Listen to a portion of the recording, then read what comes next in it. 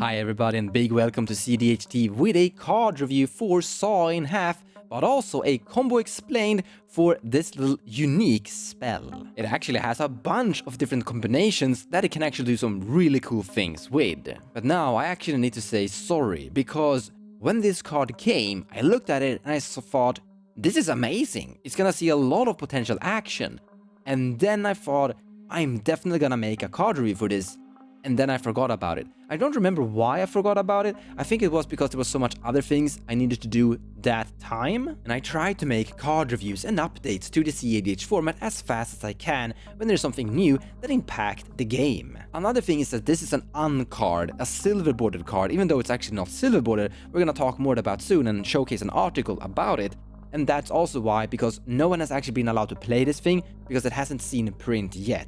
And that's another reason I really haven't thought about it. And then I saw this post from Cobblepot from Twitter, and I would like to give a shout out to Cobblepot Source Code Vigilant. He actually made a post on Twitter, and I will leave a link in the description below of this video for that post, where he actually talked about the combo, how it worked. And then I realized, yeah, I was gonna make a video about that thing.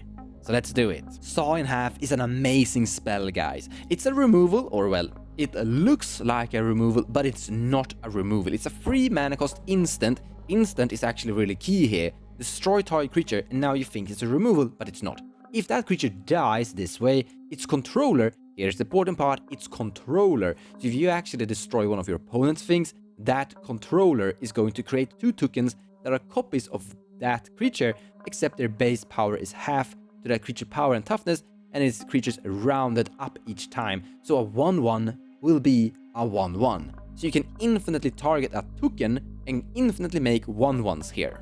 And that's actually what we're gonna do. But first, let's actually explain why silver bordered card or unset cards are suddenly legal in cEDH. Here's an article. I will leave that article in the description below of the video as well, to infinite and beyond. And what this article basically reads, now we can have a lot of different opinions about what this article is saying, that's for a completely different video, but what this article is saying is that uncards, specifically some specific uncards, are going to be legal inside cEDH. These 3, or not in cEDH, in every, I don't remember the details, but they're going to be legal in EDH, in a Commander, which makes them legal for us. I actually thought about making an entire video talking about this article in general, but here we go. Let's get to the important part. This is the acorn symbol, and you can see the acorn symbol down there, down here, and if a card has that symbol, it is not legal in EDH unless you have a Rule 0 discussion. But if the card has the normal Magic the Gathering symbol down there, the card is actually legal in EDH. So this sort of dragon and something is gonna be legal. This actually opens up a lot of new cards. By the way, this card not legal. You can see the acorn symbol right there, making it not legal for Commander. But it opens up a lot of new cards, and I guess in a future video we should actually talk about how some of them might actually have an impact. And that is kinda what we're doing right now, starting a little bit small with Saw in Half. I also know that some of this, what I've just told you, isn't news for you. It's actually an article that's been around for some time now. Let's begin with something a little bit complicated that doesn't go infinite, but can actually do some really cool things and could potentially go infinite depending on what you have in your graveyard. So let's begin with casting Saw in Half, targeting Eternal Witness. You're gonna create 2 tokens that are 1/1s of Eternal Witness, giving you 2 triggers, returning Saw in Half, and let's say a Dockside Extortionist from your graveyard. Cast the Dockside Extortionist, gain a bunch of mana, and then you can recast Saw in Half. And you cast it again, targeting that Eternal Witness token, creating 2 more tokens, giving you 2 triggers, returning the Saw in Half, and let's say we have a Snap inside our graveyard, a bounce spell. Cast the bounce spell, which is kind of for free because you untap your 2 lands, return your Dockside Extortionist back to your hand, recast Dockside Extortionist, gain a whole bunch of mana, recast Saw in Half, targeting Eternal Witness, and here you actually do go infinite. The end state here will be infinite 1/1 Eternal Witnesses and potentially infinite mana, depending on how much treasures you're generating from your opponents here. So you could win with a Thrasius or Kenrith following up. Or if you don't have a infinite mana outlet win con from your command zone, you could pass the turn.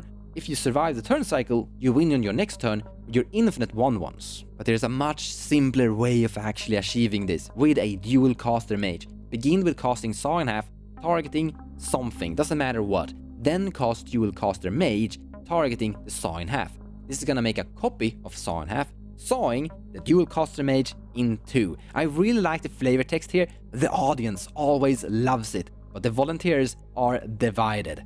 That is actually perfect in my opinion. So you're gonna get two Dual Caster Mage tokens. They're gonna make two copies of Saw in Half that are gonna target two different things here. So you're targeting your two Dual Caster Mage that are now duplicating into two 1/1 Dual Caster Mage tokens, then now cloning this Saw in Half. This goes infinite. If you also have a Dockside Extortionist in play, you actually make infinite treasures as well, because you're making two copies of Saw in Half.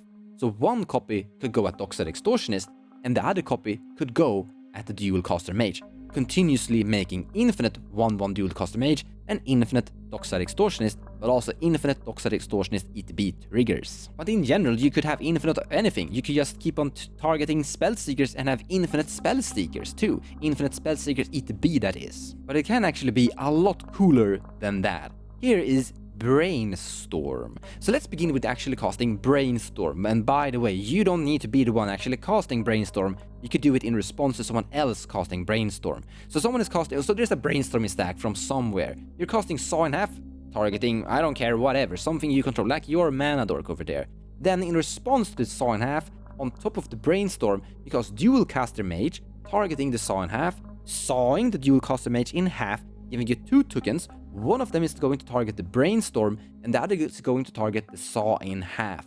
With this, you can cast infinite Brainstorms, and you're also going to create infinite 1/1 Dual Caster Mage. Just remember to not cast too many Brainstorms here, because you could accidentally deck yourself and die here. Some of you might actually already recognize this concept. It's an older combo, well, older. You have Dual Caster Mage together with Twin Flame or Heat Shimmer. Begin with casting Twin Flame, then cast Dual Caster Mage targeting the Twin Flame, or well, also Heat Shimmer works the same. This is gonna make a copy of the Dual Caster Mage. The copy is going to cast one of these two, here creating infinite 2/2 haste Dual Caster Mage, attacking and winning the game. The big thing here is that all of this is in sorcery speed, while all of this is in instant speed. Now this doesn't like win, because those infinite 1/1 Dual Caster Mages don't have haste.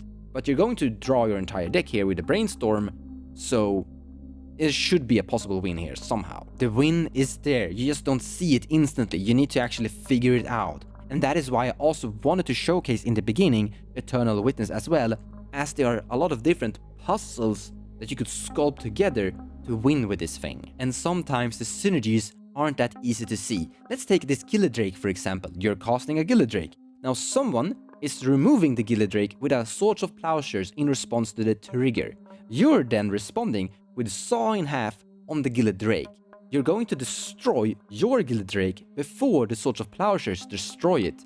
And you're gonna create two tokens of your Gillidrake so that you're stealing two different things. You're turning your Saw in Half into a secondary Gillidrake, basically. You can first cast a Spellseeker, get a card, then cast Saw in Half, same turn or later, to make two more Spellseeker triggers, totally searching for three things. Heat Shimmer has always been viewed like a great card inside your deck, because it can actually copy Dockside Extortionist. Even though you don't go infinite, making a secondary Dockside Extortionist for 3 mana is definitely worth Heat Shimmer's spot. Also, you can target an opponent's Dockside and make a Dockside for you, so you don't need to have your Dockside in play to get the Dockside from the Heat Shimmer. However, the same thing can be said with Saw in Half, and here you actually get 2 Dockside triggers for 3 mana in instant speed. It can even work as a double up protection. So here we have an Archon of Emeria that we control, that we want to protect, and someone is destroying your Archon of Emeria. In response, we're going to duplicate it. We're going to saw it in half and have 2 Archon of Emeria, making it really annoying for our opponents to actually get through, because now we have 2 Rule of Law effects in play. They need to remove both of them, but also we kind of got rid of that 1 spot removal as well. So Saw in Half already has a lot of really cool things going for it as an individually good card on its own, and that is great. Because let's actually look at this 3 card combo once more again. 3 card combos aren't something you want to go for as a plan A idea for your deck, because they are pretty tricky to actually assemble.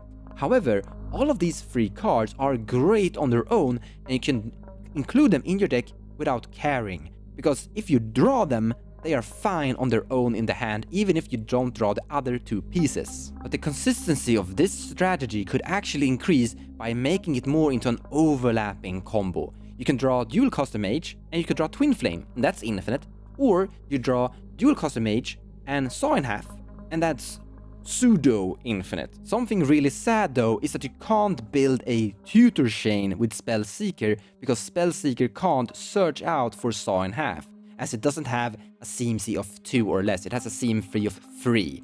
And this could be really cool. Cast Spellseeker, find saw in half, you can't do that, but if you could, then you could cast saw in half, targeting your Spellseeker, get 2 more Spellseeker triggers, and that could really get somewhere, potentially. But this saw in half still has a lot of really cool things going for it, I think. Really cool, unique card. Not spot removal, but it is actually protection. Has a lot of really cool, great value potential synergies, as well as being a combo piece. That's it for me for today. More videos gonna be coming up in the future about the unset silver border cards that are gonna be legal in the format, but we will see when I get to that. Promise not to forget about it though. Take care everybody. See you next time. Thank you so much for watching, and I hope you enjoyed the video. If you like what I do and you wanna support me, feel free to share my videos or even checking out my Patreon page. Also, purchasing cards from the TCG Players website using the affiliate link in the description below of the video will also help the channel grow. So a big thank you to all of you.